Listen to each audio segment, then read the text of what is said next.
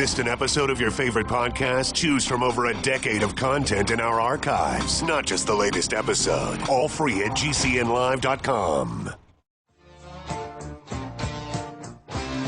This is your call to action. Get prepared, America. Economy, survival, energy, disasters. This is USAPrepares.com. Informative radio, educational radio.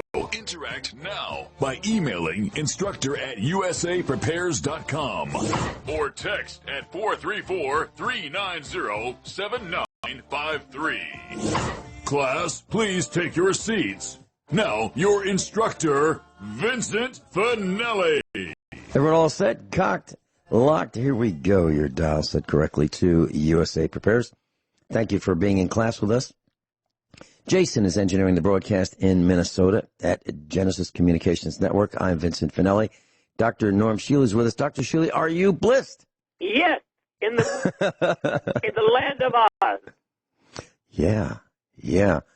So what's new in the world of Dr. Shealy? Well, not very much, really. I'm somewhat irritated and bored by the conflicting nonsense that occurs. I would say 98% of the mainline media is absolute conflicting news. I absolutely positively have to agree with you. And even the guy who is sitting at the center of 1600 Pennsylvania Avenue conflicts himself. I'm talking about the president. He said, we're going to lock. And the worst that he's got is that guy Fauci, whom I consider the most evil empire in the world. Even greater than Bill Gates? Well, he's part of Bill Gates. Yeah. He's part of the Bill Gates nonsense. Mm-hmm. Mm-hmm. And that's being kind. Yeah. Well, I've got to agree with you that, when we look at what President Trump has said, he said we were going to lock down the country. And then he said he's in charge. And then Governor Cuomo said, well, no, actually, we have a constitution. And then the president backed down. And they said, I'll tell you what, y'all are in charge. You guys do whatever you want, meaning the governors do whatever you want. And so what I think he has done is absolved himself from any blame for anything that goes wrong by saying, you guys do what you want. You guys seem to think you know best. Go ahead. You do it. And then the president doesn't get any blame for anything because it's been ridiculous. We are probably an intergalactic laughingstock as to the decisions that are coming from government. Number one, we had all kinds of people spouting off their opinions in the early days of the corona panic. And then the president said, no, you're going to have to listen to this guy over here, Mike Pence. He's actually going to be the guy through whom all information is filtered and disseminated to the United States and the world. And then that's the last time we ever saw Mike Pence. I am offended by the mainline media calling that Fauci America's doctor. That is the greatest insult of all. Well, is he an MD? And the answer is, I don't think so. It doesn't matter. Doctor is stupid. Well, okay. Well, I mean, there's PhDs and there's MDs and there's DOs and there's DDSs, right? Well, this guy is just nothing, in my opinion. But I can't say on the radio what I really think. Yeah. Dan in Texas, welcome. You're on with Dr. Norm Shealy. Hi, good morning, guys. Hey. Hi. Just wanted to touch bases with you in regards to some of the health concerns that are going on right now. Do you recommend people wearing masks out in public? Well, if you're going to really get close to people, yes. But I have not worn one, and I've been to the grocery store twice, and I would say 25% of people are wearing them, and I try to stay at least 6 feet away from people. I think if you stay 6 feet away, I'm not sure a mask makes any difference. I'm not opposed to it if you want to do it. I just don't like it. Yeah, I've noticed it's weird trying to smile at people as you walk by while I'm wearing a mask. Yeah. You probably don't get much of a reaction, do you? I've got a question for Dr. Shealy based on what you said, Dan. So, Dr. Shealy, what is it about that? Well, it's 6 feet. Now it's 13 feet. Now it's 27 feet. What happens to the virus in that distance? Does it? Does the fluorescent lights deactivate it? Is it the sun? Breathe out, your breath isn't going to go, 180 degrees straight forward. Uh-huh. It's going to fall to the floor. Uh-huh. In other words, you have to cough pretty violently for it to reach 6 feet. But just breathing, if I breathe out, within 3 feet, anything I breathe out is on the floor. Okay, Dan, back to you. Okay. Yeah, my wife and I like to do walking at night, and we have our flashlight, and we have our little device in case someone starts coming at us that's not to our liking. But yesterday we had my stepson walk with us, and he has a nice little cough to scare people away. We think it's kind of funny, but it deters even those people that are up to no good. I've got a comment about that. That's smart, yes. Dr. Shealy, I don't think you got a chance to see Mike Ma at one of our expos, one of our early expos in Springfield, Missouri. And Mike Ma decided, and it was wall to wall. There were about 6,000 people. It was shoulder to shoulder. It was really jam-packed. You couldn't turn in any direction and take a step without bumping into someone. So it was really, and I'm trying to depict how tightly packed this expo we had was. Mike Ma decided he wanted to teach people what do you do in a situation that you're describing, Dan, if someone's coming toward you and you want them to stay away and not attack you. So what he did was he walked into the center and got himself in the middle of this crowd, and he started choking and coughing. He literally, and Mike Ma is a couple years older than I am. And he's a grandfatherly type guy. And he started coughing and choking, and he was reaching out, kind of like the Statue of Liberty. The impression was he was begging for help. But he didn't use words. He just made these sounds like he was in serious respiratory and gastrointestinal difficulty.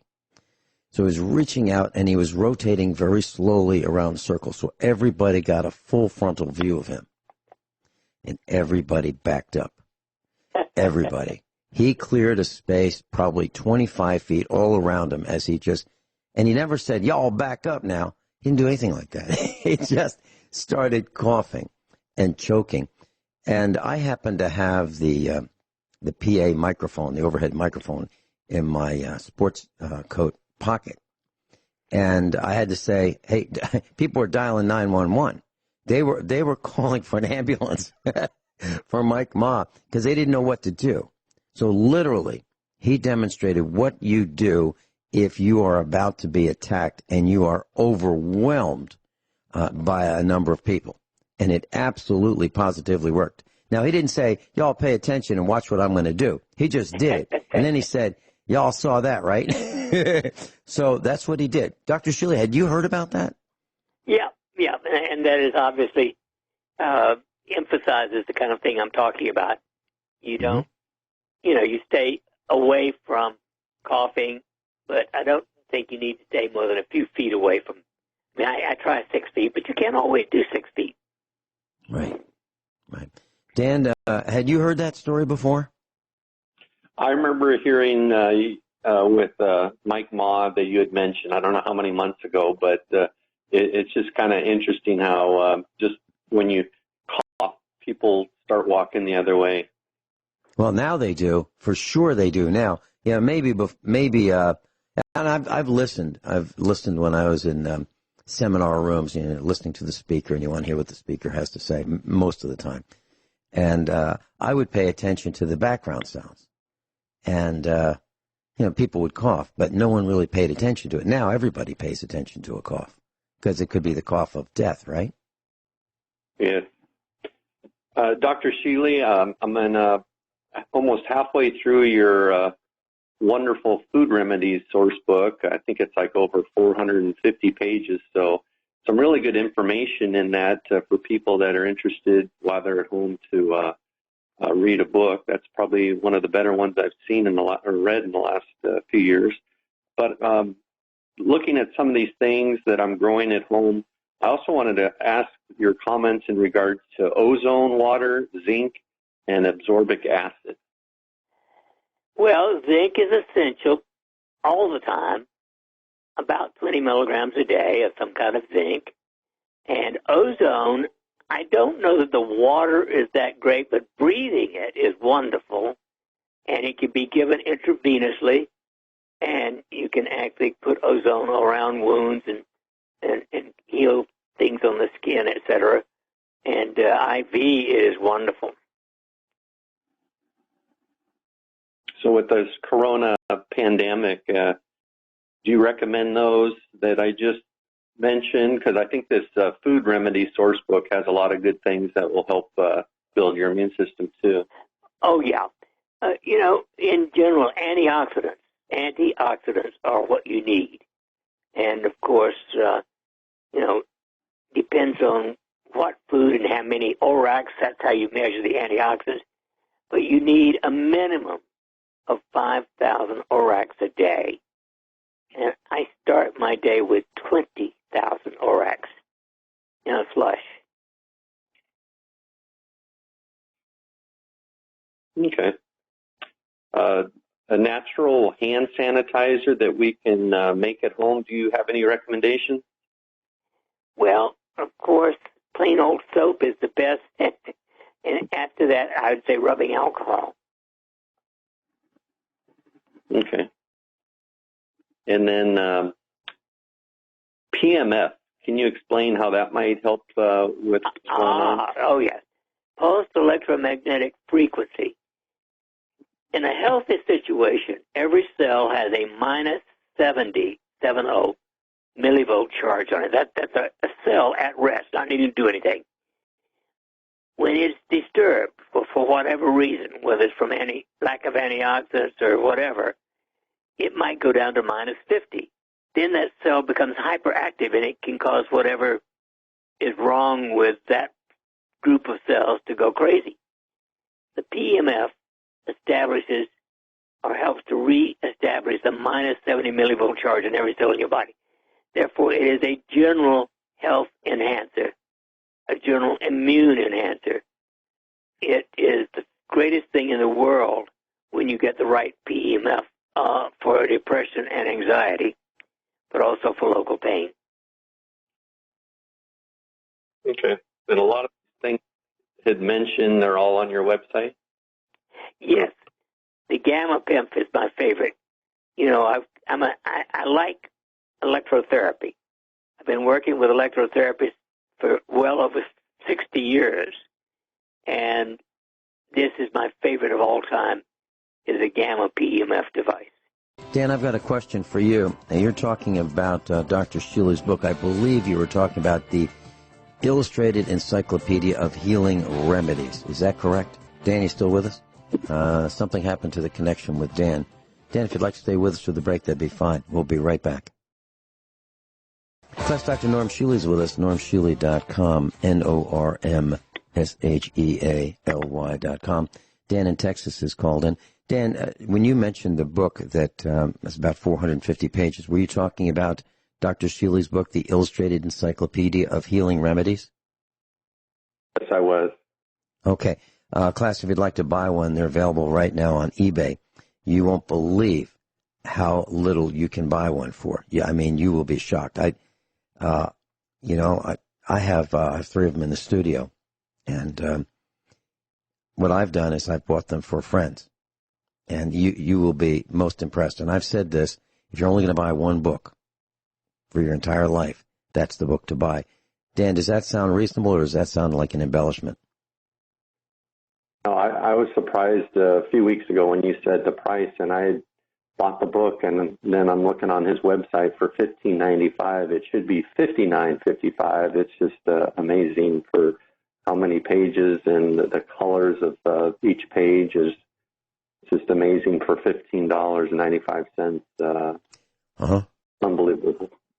Yeah, and this could be referred to as a coffee table book. One that you'd be proud to show people who come and sit around your in your living room if we ever do that again. I mean, but yeah, I think it's a fabulous book, and it has healing remedies, and the title of it is the Illustrated Encyclopedia of Natural Remedies, and I'm sorry, the Illustrated Encyclopedia of Healing Remedies by C. Norman Shealy, and it's available in hardcover and softcover, and it's about 500 pages. Dan, is there anything else we can help you with? It's been a few weeks since I called in, now that I'm staying at home a lot more. I had last talked to you about proof that microwaves are bad, and I'm amazed at how bad Google is trying to hide. I mean, they have maybe that first page of Google explaining that microwaves today are actually good. I'm sure you have to probably go to the second, third, fourth pages, but is there any research out there that you would recommend? Because it seems how they've just piled on all this crap saying that microwaves are still good for you. I'm trying to prove to my wife that, no, you need to stay away. Speaking of 6 feet away, I would say maybe 10 feet away. I wouldn't even like to be, I don't know how far they go, but I don't own one, never have, and never will. They literally destroy amino acids. And, the one thing we literally need more than everything else is amino acids. Dan, here's one way of looking at, how they're good. They're good at determining how fast you're going. If a police car has either forward or rear-looking radar, they can tell how fast you're going. They give you a ticket pretty quickly. It's pretty good for that. It's pretty good for determining if enemy aircraft are entering our airspace. Pretty good for that. So the military's got a bunch of reasons, that are positive for microwaves. You can send data over microwaves. I've built microwave towers, small ones, maybe 50 feet in the air, that kind of a thing, and sent microwave data transmissions from one building to another. That's relatively common. I did that back probably around maybe 20 years ago. And but there's a lot of discussion about the dangers of microwaves, and we've had broadcasts right here at USA Prepares where we've talked about a student who lived in a dormitory, and everything was great, and then they put a microwave dish antenna right on the wall outside the window of this dormitory room, and the student got cancer within a year or so. We've talked about that. And here's the thing. A microwave transmission is not a laser. Laser can be focused to a very small area, almost like a dot. Whereas microwave is not quite like that. And the proof of that is the cell frequencies that are microwave frequencies. The proof that it is not as precise as a laser is you can walk around your house with a cell phone and you can still get transmission and reception. You can be in your car going 60 plus miles an hour and still get microwave transmission and reception. So the problem is it's everywhere, and we can't get a foothold to stop this. Please hang on if you'd like. We'll talk more about this. I'd like to apologize to all those who are expecting calls from me. I have been unable to make calls from the farm, absolutely overwhelmed with the corona panic. Getting supplies, repairing equipment, trying to source parts to keep the farm afloat, and of course selling 70% of our herd because we're unable to feed them. So we have been, all oars are in the water here at the farm, trying to just keep this farm afloat. Dan, you mentioned 5G, and there have been a number of people in the media talking about 5G and it delivering the coronavirus. Now, we know that that's not true, but we do know that that these microwave frequencies damage the body so that people are more susceptible to the coronavirus. Dr. Shealy, could you address that, please? Yeah, well, it's part of the whole thing, including microwaves.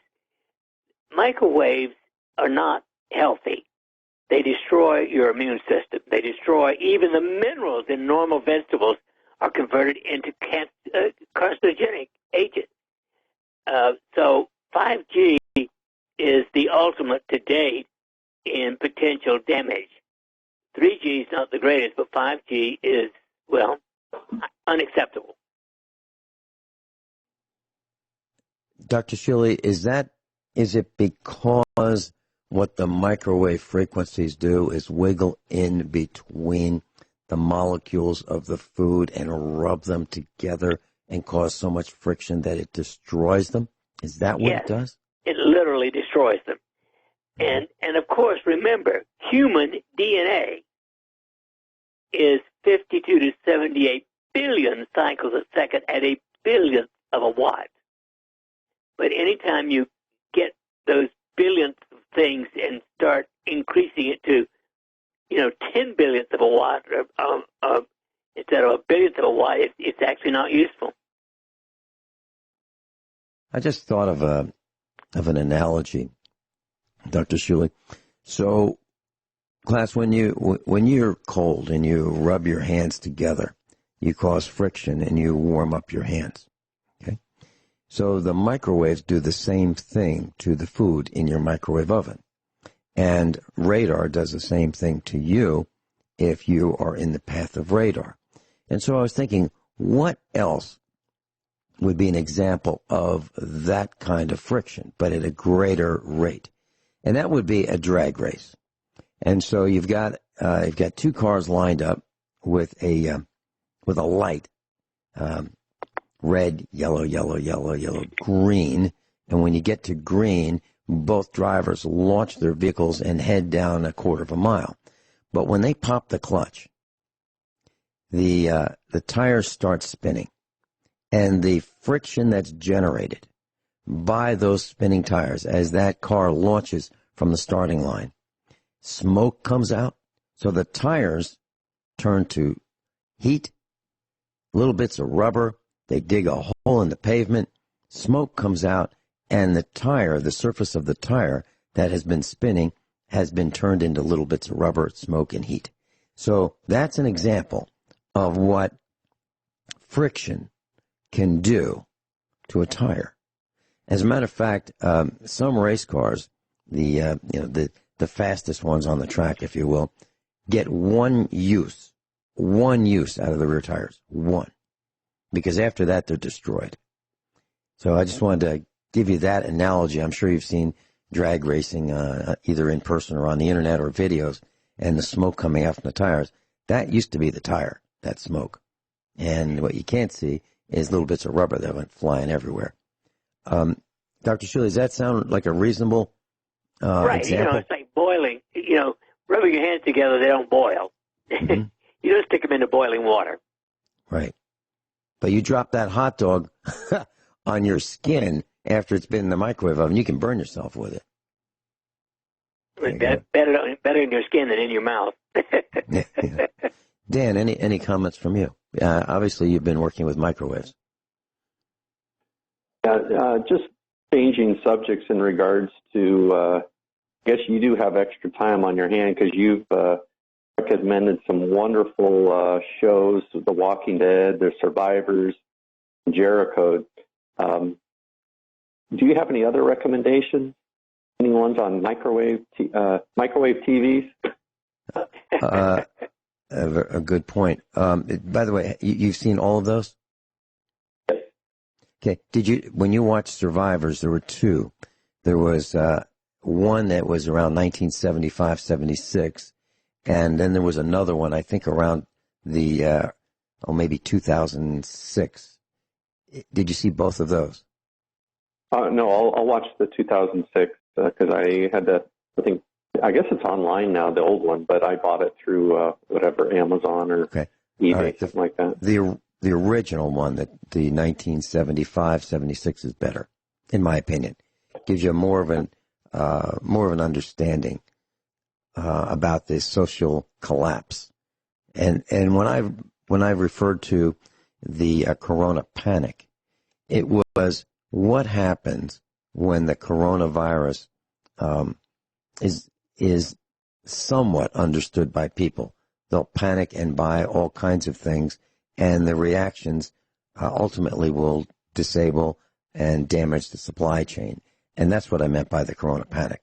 And that's what we're seeing right now. It's very difficult to get some car parts. It's very difficult to get some electrical items. It's certainly difficult to get masks and supplies that are used by the medical profession right now. So the supply chain is damaged. Truckers are unwelcome in many places that they used to be welcome, in the good old days a couple months ago when we realized how important truckers were to the fabric of society. And but in terms of microwaves, I can tell you this. Many years ago, one of our instructors, Bert Bertonis, he's a radio frequency engineer in California. He's a patent holder. He's a really bright guy. And I've known him for a long time. I mean, decades, many decades. And so he went up on a mountaintop in Silicon Valley, California, with some RF test equipment. And he wanted to measure microwave frequencies and during the day and see if there was a floor, meaning is there a underlying level of microwave frequencies. And what he found back in the 80s was there was a peak around breakfast time, lunchtime, and dinner time. And then years later, he measured the same frequencies, and he noticed that there really was no peak. It was all the levels of microwave energy had risen. And originally it was thought in the 1980s that the breakfast, lunch, and dinner time peaks were because people were using their microwave ovens. And the sum of all escaped microwave radiation was what he was measuring. And that's what it was. Well, later it became the cell phones, it became the microwave ovens, and microwave ovens were more common, and they were used any old time, not just breakfast, lunch, and dinner. So we have raised the bar, and the amount of microwave radiation that's in the planet, or on the planet, or surrounding the planet has greatly increased. And of course, you've got these smart meters, you've got the cell phones, you've got the cell phone towers, you've got the microwave ovens, you've got the police radar, you've got the airports with their radar systems, you've got the military, and then you have all the other small business microwave, we'll call it point-to-point transmissions. So there's a whole, and then you've got satellites. So it's everywhere. Everywhere. And so here's really the question, Dr. Shealy. What can we do? Can we get away from it? Well, we can't, but you can do the best and not aggravate it by having it.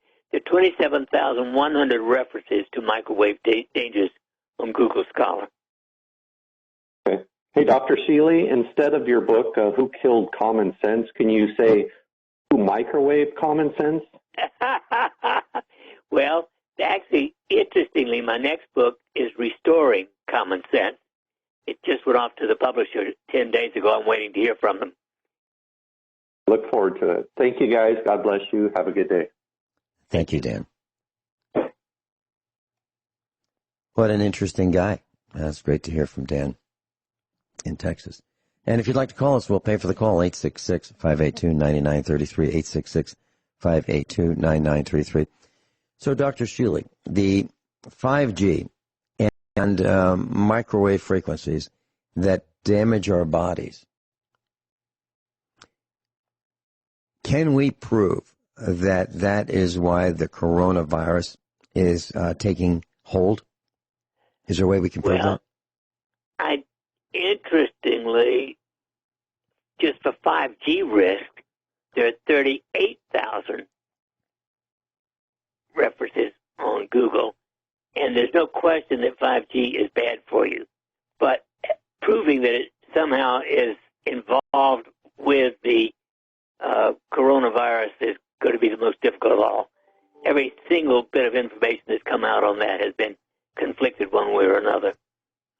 So, in your gut, what does your gut tell you, if I may ask, about? My gut tells me that 5G is bad and the coronavirus is bad, and the government throughout the world has mismanaged it. I absolutely agree with you. From my perspective, I absolutely agree with what you just said. Okay, so Dr. Shealy, in our homes, we are not immune from microwave radiation because probably somebody in the house has a cell phone, and probably there is Wi-Fi in the home, and that's us doing it to ourselves. Now, if we have electricity, we're pretty darn sure that the electric utility company has put a smart meter on our phone, on our home, and even if they didn't, they put one on our neighbor's home, and our neighbor's is blasting us with electromagnetic radiation, microwaves. So their smart meters, our smart meter, Wi-Fi, cell phones, the cell phone towers that transmit 360 degrees around the tower, plus the overhead satellite transmissions that Elon Musk is really excited about, putting more satellites so we're covered not only 360 degrees on the surface, we're covered from above with his satellites communicating downward. And then we have the transmission of the power lines, which are everywhere. We have the wires in our homes, and we have our computers and our televisions. It's unending. And we have done 100% of this to ourselves. We've done this. We've allowed this. And how about this? Medical analytics. COVID-19 vaccine will take 5.2 years to develop with a 5% chance of success. How good is that? Well, it sounds like it's a risk that is beyond unreasonable to take. Beyond unreasonable. Exactly. When we come back, Doctor. I prefer to die to getting a vaccine from anybody these days. When we come back, would it be all right if we discussed Bill Gates and his equation to drive CO2 to zero and what that really means? Let's discuss that. And what it takes to drive CO2 down to zero. You won't believe it. Class Dr. Norman Shealy's with us. NormShealy.com, NormShealy.com.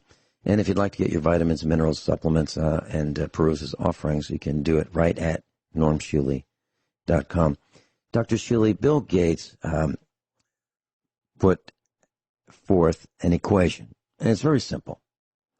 And it relates to carbon dioxide. And the equation is, and I'll define the elements of this equation. P times S times E times C equals carbon dioxide. P stands for the number of people in the world, times S, the services consumed per person, times E, the energy consumed per service, times C, the carbon dioxide produced per unit energy, equals total global carbon dioxide production.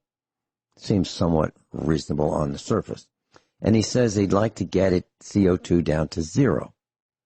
Now, if we get carbon dioxide down to zero, thinking back to maybe 7th grade in elementary school, that maybe even 6th grade, maybe even 4th grade, that if we get carbon dioxide down to zero, life stops.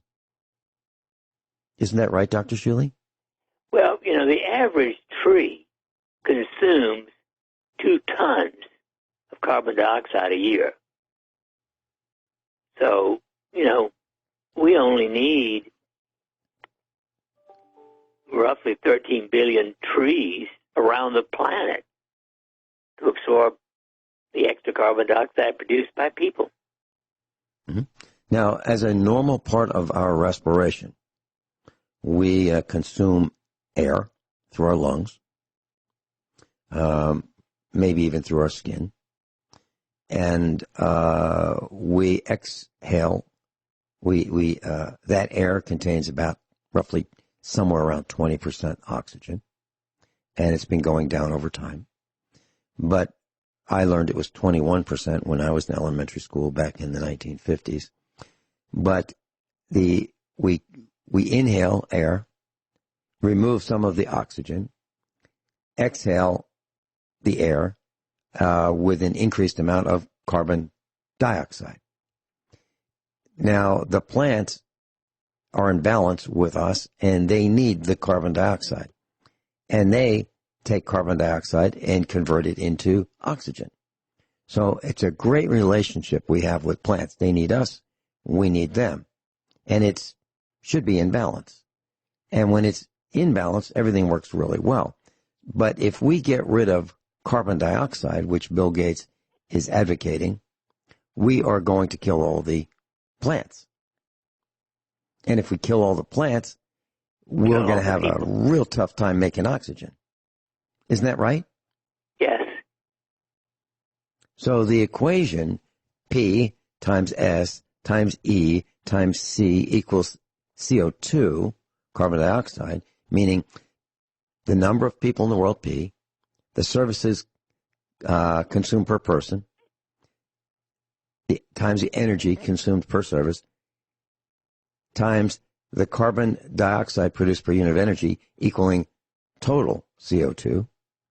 If we remove people, it looks like the plants are going to have a tough time. If we remove the plants, the people are going to have a tough time. So it really doesn't seem like this equation makes a lot of sense when you look at it from a realistic perspective. I would say that makes even less sense than Microsoft, which is a bunch of crap. Well, you got to hand it to Bill Gates. I mean, he did something that I don't think anyone has ever done before. He's taken a defective product, Microsoft, Windows. And made himself a billionaire. Yeah. And he's done it in a very clever way. He would let you use it, but you didn't own it, but you paid for it. You could use it, but it wasn't yours, it was theirs. And it was defective from the beginning. And to get it to work better, you had to buy another version of something that you could just use but not own. So he is really twisted the way I would like it to be. I would not want to pay for something that I didn't own. I wouldn't want to buy a defective product and have to replace it with another product that was even more defective. And not only did he do that, but he was in bed, I believe, and I cannot prove this, with the processor manufacturers such as Intel, so that every time he came out with a new version to replace a previously defective version of Windows, you needed a newer processor with more horsepower. So that you bought not only a new version of Windows, but you bought a new computer or a new processor or more memory or a bigger hard drive to accommodate the ever more bloated operating system that was even more defective than the one you replaced. Because I got to tell you, I had a computer running Windows in the early days. It's like 25 megahertz, and you know that thing worked. It really worked. But now you got to have one that's not 25 megahertz, not 1,000 megahertz, but like 3,000 megahertz just to get by. That's what Bill Gates has done. We'll be right back with Dr. Norm Shealy, normshealy.com, NORMSHEALY.com. And if you'd like to ask us questions, we'll pay for the call. Please give us a call and ask Norm Shealy your medical questions, 866-582-9933. Everyone all set? Cocked, locked, here we go. Hour number 2 of USA Prepares. Dr. Shealy, a virus is a submicroscopic infectious agent, and it replicates only inside the cells of an organism. At least that's what I've learned. Is that true? I think so. Mm-hmm. Why is it that a virus, when we get sick and let's say we have pneumonia, sometimes we're prescribed an antibiotic. Why is it that an antibiotic is not prescribed for a virus? Well, in general, antibiotics don't affect viruses. They affect bacteria and fungi. Okay. And viruses have been around for a long time, right? I mean, we've discovered Probably them longer than we have. Yeah, they're everywhere, right? And so when, I guess the virus's job, if I understand this correctly, is to replicate as quickly as possible inside the host. Is that right? That is correct. and to take down the host. So if we get a mild exposure to a virus, our immune system attacks and defends us, right? Yes, that's where our immune system, either the white blood cells, the thymus gland, and the white blood cells take over. All right. And if we are overwhelmed by the virus, we tend to succumb to it, yes? Well, we get ill and can die, yes. And that leads to the question about the exposure. So if we're on an airplane and someone is sick and the air is recirculated 11 times before it is exhausted, and someone is in the front of the airplane and we're in the back of the airplane, we're probably going to breathe that air, but it's going to be diluted by all of the volume of the air in the airplane. So we'll be exposed, but not with an overwhelming exposure. But if we, right? Unless you stay close to the person, yes. Mm-hmm. Okay. Now, if we compare that to a nursing home, and most people in nursing homes don't have control of their own windows. So the windows are closed, and the air is recycled probably less than the 11 times. Wouldn't that give us a greater chance of succumbing to the virus than, let's say, an airplane? Well, that is true, and the fact that you're in a nursing home already means that you're weak. Okay. So it sounds to me like what we've been learning about the virus is that if you have a healthy immune system, your chances of recovery are way better. If you have an underlying condition or conditions, more than one, your chances of recovering are lower. What would be an underlying condition that would make the whole coronavirus experience worse or deadly? Obesity, Mm-hmm. type 2 diabetes, hypertension, anxiety, depression, almost any illness. You're talking about just about everybody, Dr. Shealy, right? Well, I don't think I'm speaking for you and me. Yeah. But remember, only 2.7% of Americans have all of the essential health habits. That means that 97.3% of people are doing something stupid, not taking care of themselves adequately. So 97.3% of Americans are more open to this than the 2.7% who take care of themselves optimally. And we've learned that this outbreak of this virus really took hold in Wuhan, in the factory region of one of the factory regions of China. And the air was so thick with toxins that you could probably reach out and grab a handful. Right. Because it was... And it's true. I mean, actually 18 years ago when I was last in India, in Delhi, the smog was the worst I've ever seen anywhere in the world. And apparently Wuhan was worse. There's a book written as On a Clear Day You Could See General Motors, and alluding to the pollution and so forth. But when we talk about the factors that make us unhealthy, living in a city, any city, wouldn't that be one of the factors, like New York City, Chicago, L.A.? It's one of the reasons I would rather die than live in a city. I wouldn't even live in Springfield, let alone New York. Yeah, and Springfield is low and wide, class. So for those of you who haven't had the opportunity to see the corruption we have here in Missouri, Springfield is a wide but low, spread out city. Now, there are a few buildings that are, multi-story, but very, very few.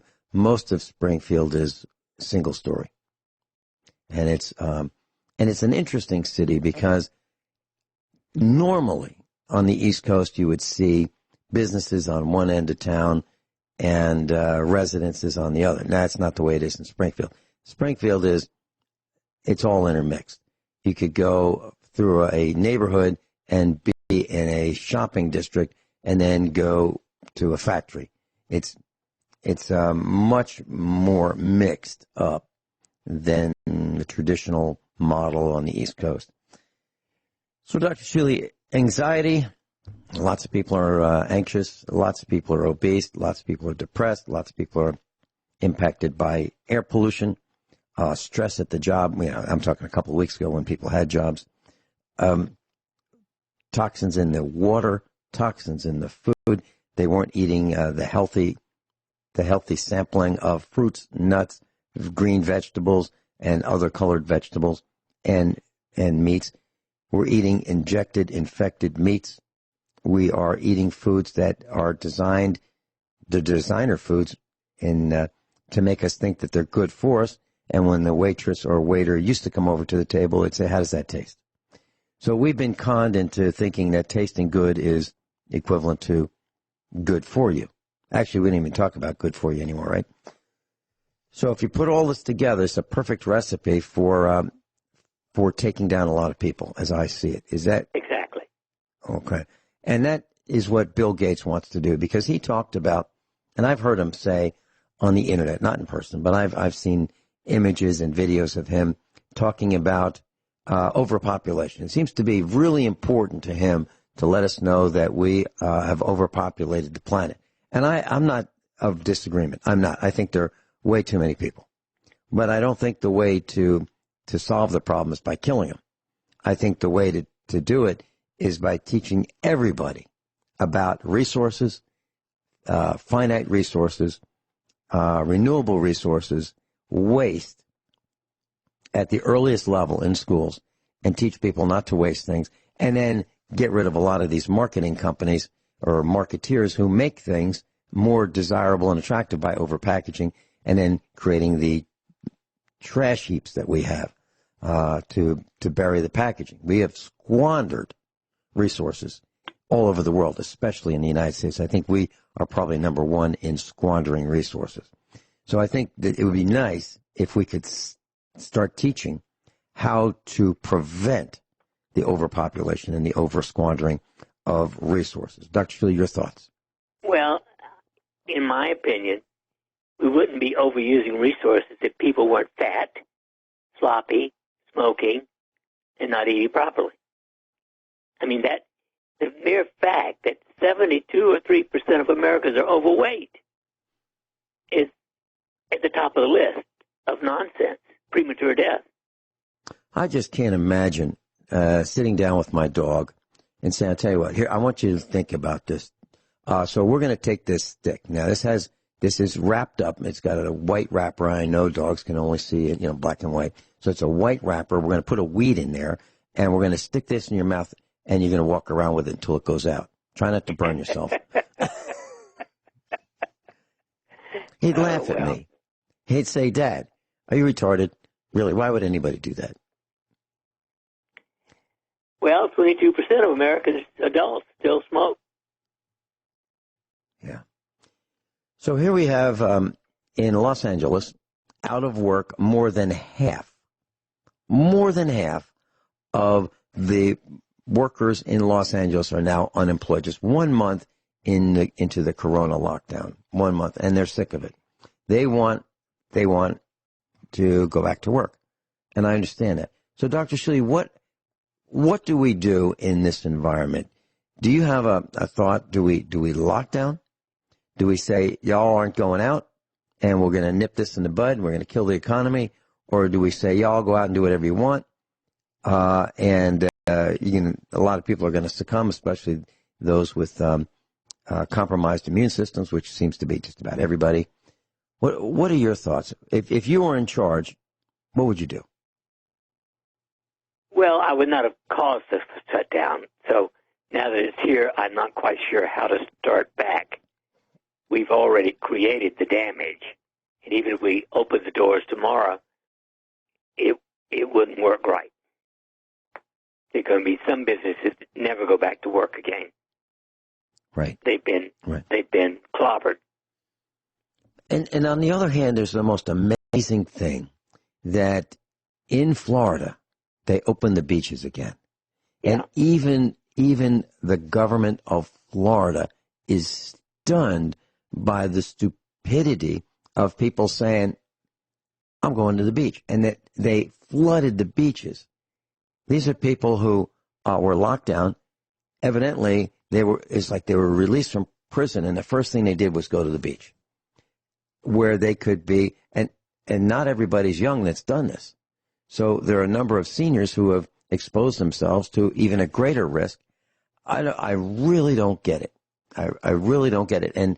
And protests across the country, people were saying, don't be telling us what to do. You know, we're smart enough to know when we should go out and when we should be locked down. We're smart enough to know. And these are the very same people who were protesting side by side without any personal protection whatsoever, shoulder to shoulder. I think we are stupidity. Yeah, and that word just keeps popping up.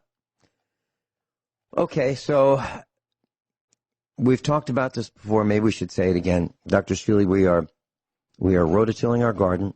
We are putting lime and ashes into our garden. We've got buckets that we're going to be planting in. We've got a fenced-in area to keep the predators out, like the deer and, the wild animals.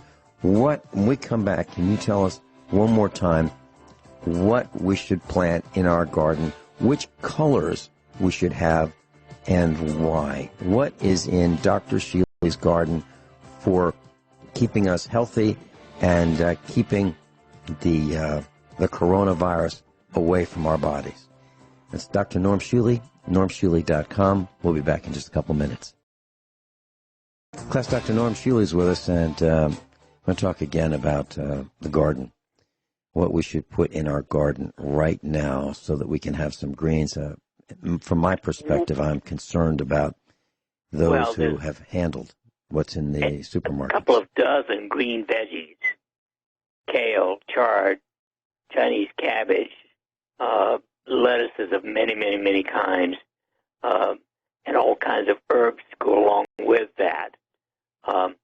Okra, zucchini, eggplant, tomatoes, bell peppers, beets, carrots, squash of all kinds, cantaloupes of all kinds. I mean, it's really almost unlimited in what you can grow in a small garden. And when you grow tomatoes, Dr. Shealy, what are your first choices in tomatoes? Well, I like certain ones that I want non-GMO. First of all, that's at the top of my list. I don't want any GMO modified foods. So I guess the old-fashioned Whopper is one good one, but there are a whole bunch of them. Okay, and Roma might be one. Roma, R-O-M-A.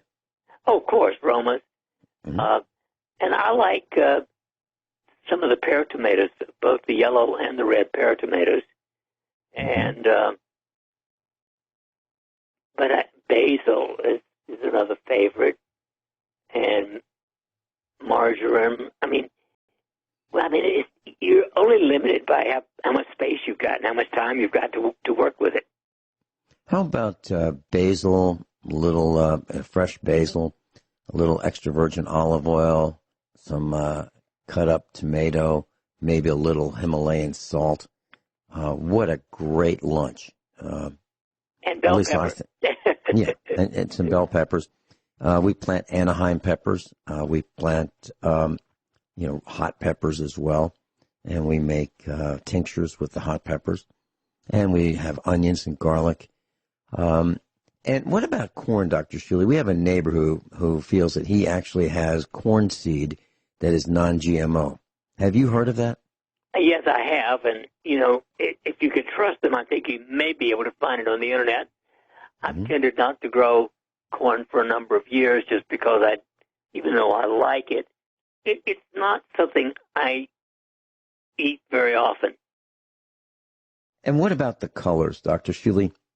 When we talk about the various lettuces that we can grow, Is there more value in terms of nutrition, antioxidants, amino acids, etc., to the colored varieties of lettuce, the purples? Yes. The darker the color, the more antioxidants that you get. Okay. So red, purple, orange, all of those are better. Okay. We were buying some onion sets, and I wanted to get the red onions rather than the yellow onions or the white onions. Now, from a nutritional perspective, was that the right choice? Red or purple. Mm-hmm. They're also purple onions. Yeah. Well, actually, I guess these are. Well, I guess we bought both, red and purple. Mm-hmm. Yeah. So that was the way to go? Yeah. Even though Vidalia's taste the best, right? Yeah. Okay. So, class, please start your garden. Now, Dr. Shealy, here's maybe this is a controversial question. I have advocated getting fertilizer for those who were going to plant a garden and have at least a bag of fertilizer on hand for the rough times. So should this continue longer than many people have been told it will continue, I'm talking about the corona panic, it might be a really good thing to have a bag of fertilizer, typically 13-13-13 fertilizer, and using that in your garden to make sure that you actually have a garden as compared to planting seeds and having the garden fail. So and I cannot overemphasize composting. Right. The more you can compost, if you get adequate compost, you don't need any extra fertilizer. Right, but from a survival perspective, you've got to have some animals and you've got to have something to compost. So if you don't, are you okay with buying 13-13 fertilizer? Oh, yes, definitely. Okay.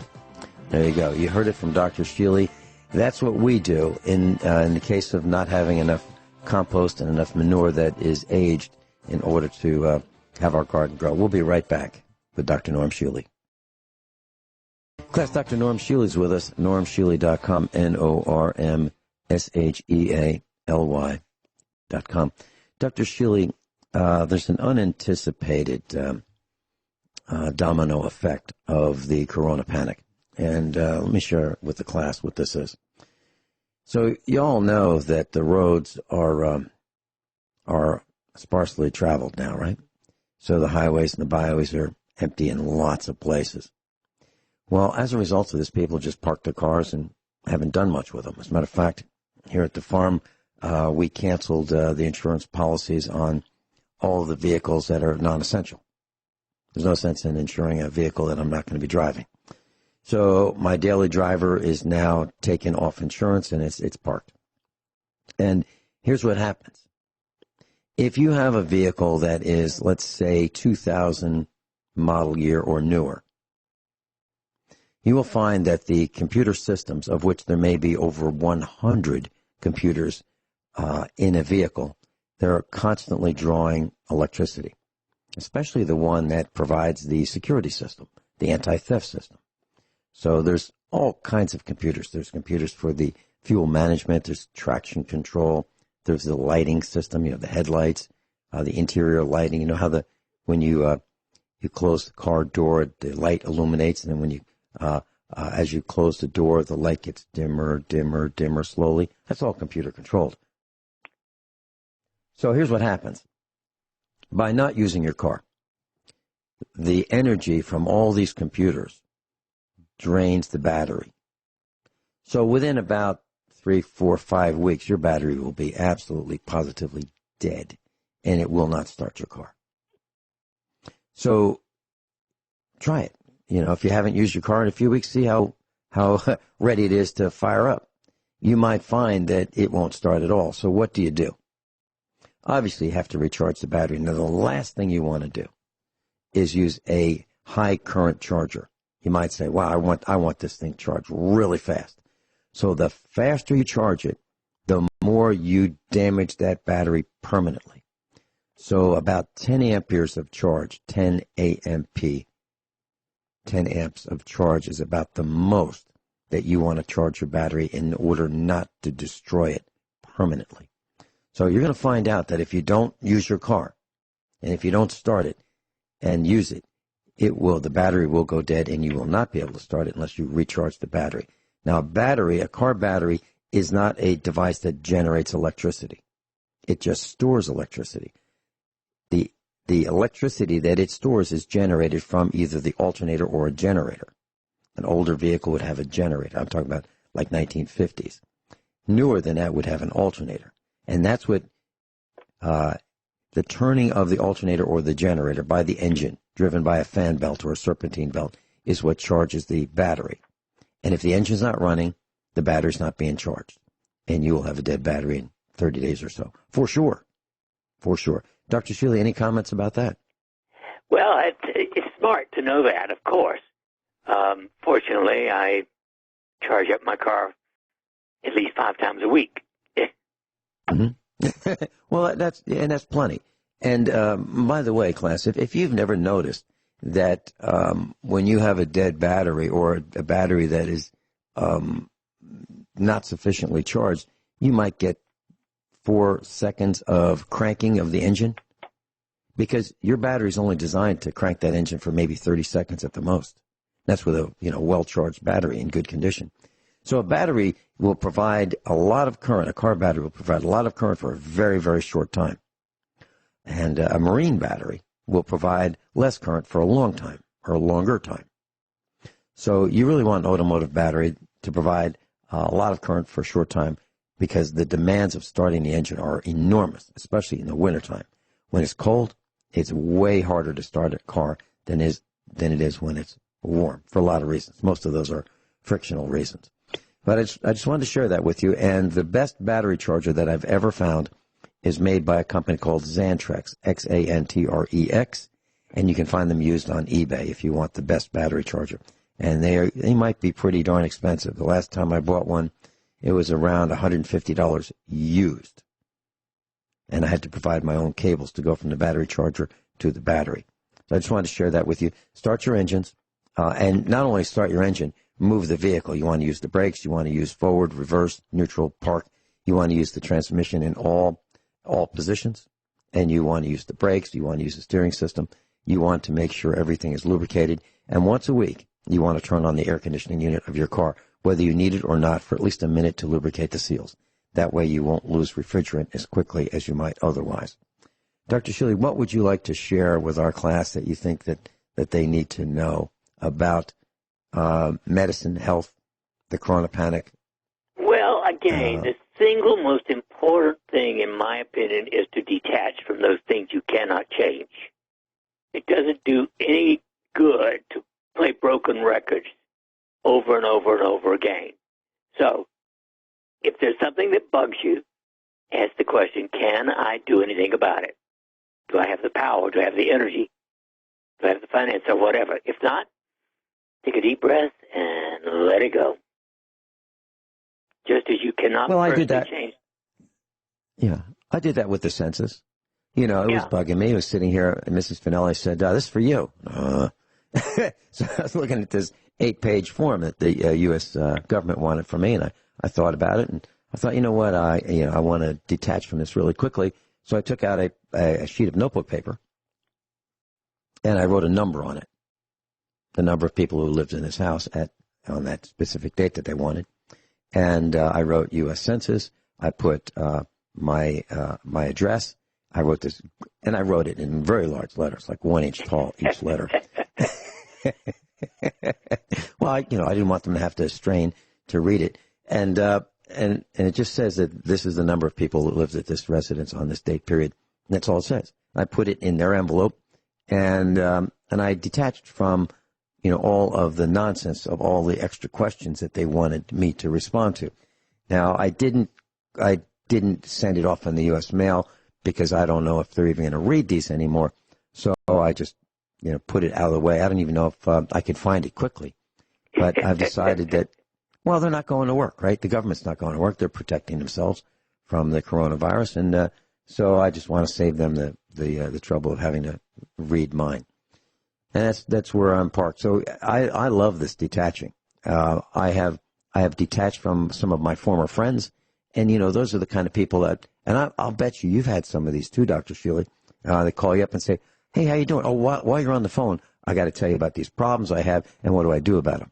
I mean, do you ever get calls did you used to get calls like that? Oh, of course.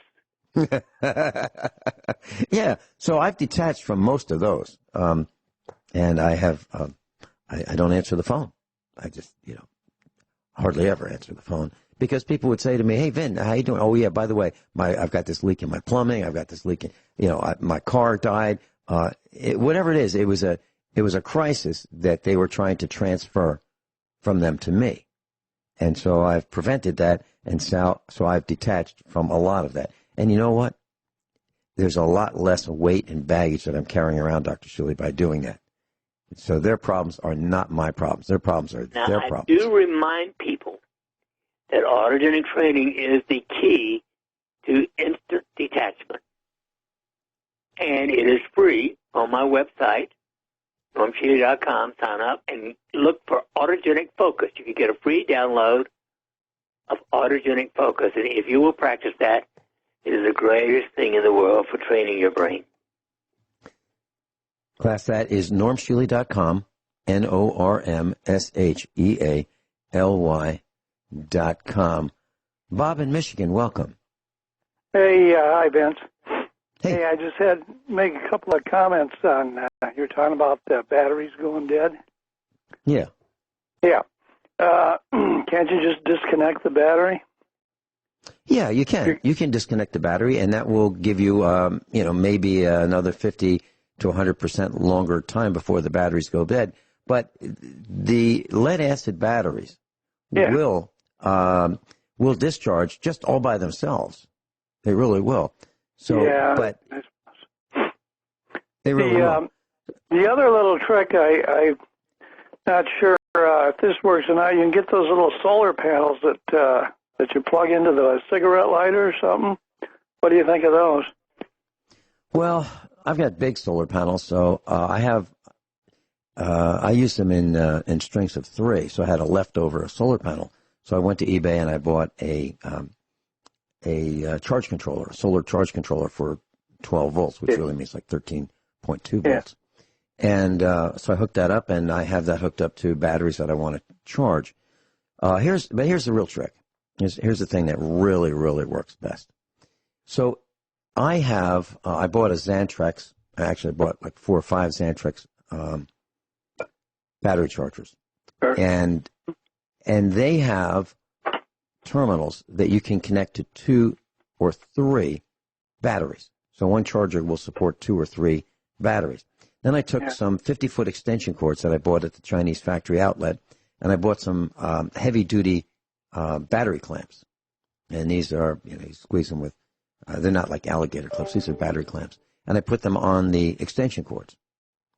And I used the extension cord to extend the distance from the battery charger to the battery. So I can go 50 feet. Now, they say you can't do it. They say, no, you should never do that. That's nonsense. It works great. So I have a battery charger in the barn, or a bunch of them in the barn, and I have a couple of them in our garage. And so we park vehicles right outside the garage. And if I want to charge the battery, I just take out the cables, plug in the charger that's mounted to the wall, and it works really well. So I have those orange extension cords that are for the 12-volt side of the battery charger. Then what I do to tune up the batteries is I have a desulfator, and I connect the battery desulfator to the battery. So in the case of a battery going dead, as I described, from non-use, you charge the battery for like 15 or 20 minutes at 10 amperes, and then you put a desulfator on it, and you let it run for a couple days with the charger attached and the desulfator. But you want to make sure that the electrolyte is topped off so that you don't boil over the battery. That works great. And I was looking at a battery in an old Mercedes that we have lying around here that we use on the farm. It's a 1999 Mercedes ML320. So it's a SUV, a little SUV. And the battery in it was from 2011. So the battery's 9 years old, and it's still working great. Why? Because I don't let it run out of electrolyte, meaning I top it off with distilled water. And when I do that, I wear latex gloves, glasses, long sleeve shirt. I don't let acid get on me. And I top off the electrolyte. And what I use is one of those restaurant ketchup dispensers. So restaurants buy ketchup in big bags. They fill up these little squeeze bottles. I market distilled water only. I put distilled water in it, and I use that to top off the batteries. And then I put the charger on it, and then I put the desulfator on it. And the desulfator will fix a battery in about 1 pound of battery per day. So a 50-pound battery, 50 days of desulfating. And if you keep doing that, you can get a long time out of a 3-year battery. I don't know when this battery will quit, the one I'm talking about. It's from 2011, 9 years ago, and it's still growing strong. It starts up the car every day. If you want to hold through the break, you're welcome to do that. Bob in Michigan, Dr. Norm Shealy. Class, just an update. Anthony Fauci is an American physician and immunologist who served as the director of the National Institute of Allergy and Infectious Diseases since 1984. He was born in 1940, and he went to College of the Holy Cross, and he received a Bachelor of Arts there, and Cornell University, MD. Bob in Michigan, did you have any other thoughts or questions for Dr. Shealy? No, I guess not. I just did a search. You can get those solar battery chargers just about anywhere. You see, Home Depot sells them even for about $35. They just plug right into the... Yeah, and you can... Yeah, you can. I would suggest you'd be better off with a Xantrex, because a Xantrex typically has 3 charge phases, and it has a microprocessor, and it can tell the condition of the battery, and it analyzes the battery condition, and yes, and it provides the correct voltage. So for the 3 levels of charging of the automotive battery, yeah, you can certainly do that. I mean, you could probably, well, let me say it this way. I decided for our fence, our electric fence, we have cattle, and we like the electric fences because it's much more pleasant for them to just get a little shocked than it is for them to get sliced up by barbed wire. So our fence chargers run on 12 volts, the ones that are out in the field. So I took a small, roughly 8.5 by 11 solar panel. It was about $20. I got a charge controller for about $10 or $11 shipped, and I made exactly what you're talking about out of one of those, but a larger one. And it works great. It keeps the fence charger batteries just charged. But it's, a little more cumbersome than, some small device. But if you're looking at solar panels, here's the real answer. The larger the surface area of the solar panel, generally speaking, the greater the amount of current. So a little one is not going to be able to deliver the amount of current of a larger one. And I'm talking about real estate now. I'm saying the larger the footprint, the larger the surface area of the panel, generally speaking, the greater the amount of current from that panel. So I just want to share that with the class. Okay. Any other thoughts, Bob? Nope, guess not. Hey, thanks so much for calling. All right. Okay, thank you. All right, that was Bob. Dr. Shealy, about vaccines. What are your general thoughts about vaccines? It seems that we've had autism pop up in greater frequency. Statistically speaking, homeopathy offers a better chance of immunity and 1 billion times safer than vaccines. A homeopathic is diluted way down and is 100% safe. Vaccines are not 100% safe. And statistically speaking, it'll take at least 5 years to get a decent vaccine that might be somewhat safe for the coronavirus. The idea of rushing one through in 6 months is abominable. Mm-hmm. Yeah, and right now, newborns are given a host of vaccines almost immediately. Now, isn't their immune system so underdeveloped when they are first born that it is a shock to the system to get all these vaccines? Yes. There's just no question that the incidence of autism, ADHD, and other problems is infinitely greater since they started giving multiple vaccines. So we are giving injections of heavy metals in these vaccines to newborns that are not expecting, their bodies are not expecting, we're shocking their systems, and we're making them sick. I mean, if you've seen a newborn, just trying to breathe and just getting accustomed to being outside the mom, and then we jam them with vaccines, and their temperatures become elevated, they become sick immediately. Yeah. It's really distressing to watch that. So, Dr. Shealy, when you talk about homeopathy, you're saying naturally, right? Exactly. Build the immune system naturally? Mm-hmm. Yes. And so why do we allow this? Why do parents allow their children to be vaccinated? Because that's just the way it is? Well, because the medical profession has been pushing it. You know, the medical profession has been brainwashed to vaccinate. And up through polio, I was more or less okay. But almost everything that's come along since polio, I'm opposed to. And the multiple vaccinations, I think, is seriously dangerous. Okay, so if we go back to medicine of, let's say, the 1950s, 1940s, did we have as many birth defects as we have now, Dr. Shealy, as a percentage? No. So, okay, and what is the blame? Is it food? Is it air? Is it electromagnetic radiation? Is it injections? Well, I think it's everything, but the injections are at the top of the list. Okay. So if you don't want to have a defective child, what do we do, Dr. Shealy? Do we avoid vaccinations? After the first, basic 3 or 4, I would avoid them. Yeah. Okay. Dr. Shealy, thank you so much for being with us. NormShealy.com, NormShealy.com. See you next week, Dr. Shealy. Have a good one.